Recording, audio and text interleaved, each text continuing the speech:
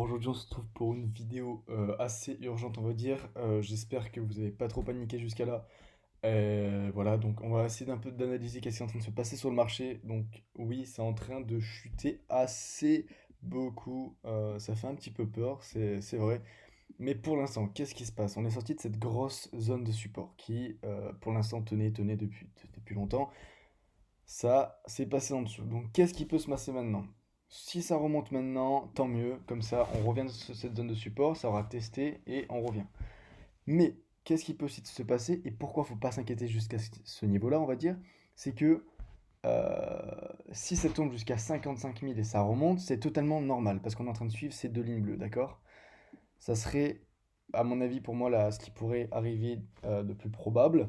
Par contre, si on passe en dessous de cette ligne bleue et qu'on break out jusqu'à justement ces 51 000, 50 000, 49 500, si on passe en dessous, donc déjà là, il faudra faire très très attention. Si on passe en dessous de ces 50 000, là, il faudra commencer à être très inquiet sur la fin du bull run. Ok, c'est très important.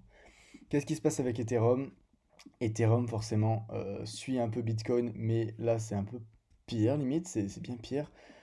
Au final, en termes de baisse, on n'a pas encore eu un énorme crash, mais bon, c'est pas le moment d'avoir des crashs, donc on est quand même vers les à peu près 8%, on va dire, 8-9%. Bon, c'est comme ça, on n'a pas réussi à monter et à faire le nouveau all-time high, mais si on dézoome un peu et qu'on regarde un peu le graphe où on est toujours bullish, et oui, le pire situation pourrait faire qu'on descend vers les 1730, ok? Ça paraît bas, bas, bas, mais imaginons dans le pire des cas ça arrive et que ça remonte, c'est très positif pour acheter bien évidemment, mais forcément c'est pas très bon pour notre investissement personnel qui est déjà sur le marché. Mais il faut surtout pas vendre. Pourquoi? Parce que ça va remonter si vous revendez maintenant et qu'au final ça descend ici et que ça remonte, vous n'avez pas le temps de racheter au bon moment, vous allez perdre de l'argent. Ok?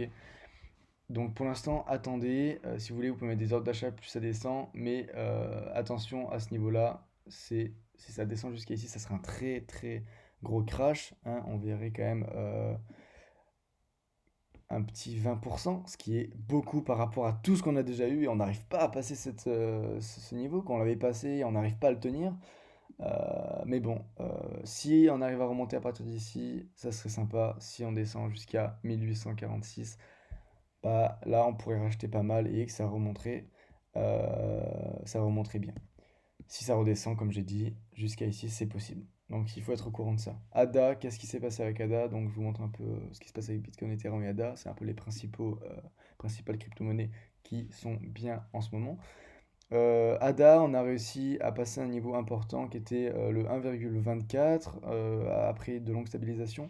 Et là, on redescend, on repasse en dessous de ces 1,20. Qu'est-ce que ça veut dire? Ça veut dire qu'on peut peut-être revenir vers les 1,13 qu'on avait testé il y a longtemps. Donc il y a quand même une grosse zone de support vers là-bas, d'accord? C'était il y a longtemps. Attendez, on est 5 minutes.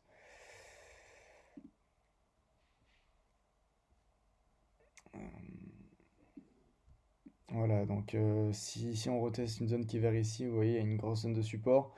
Mais forcément, ça serait chiant, mais ça serait un bon prix pour acheter, on va dire un très bon prix pour acheter d'ailleurs.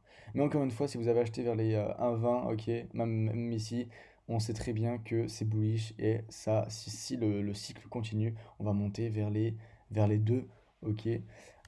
Donc oui, ça fait peur, pas d'inquiétude, il faut voir un peu comment ça se passe aujourd'hui. Mais voilà, c'est tout ce qu'il faut savoir.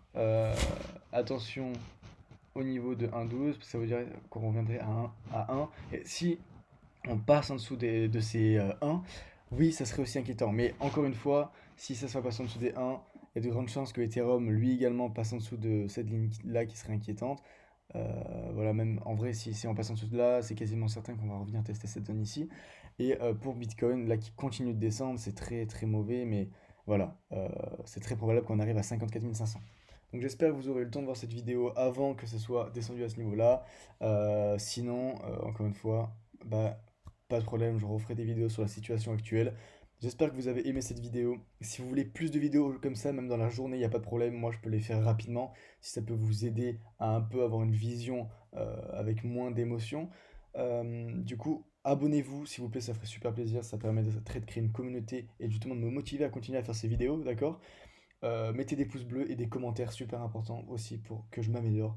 Donc voilà, gros bisous à vous, bonne chance, vous inquiétez pas, gérez vos émotions et encore une fois, n'oubliez pas qu'il faut regarder à long terme le Bitcoin et la crypto-monnaie en général, d'accord?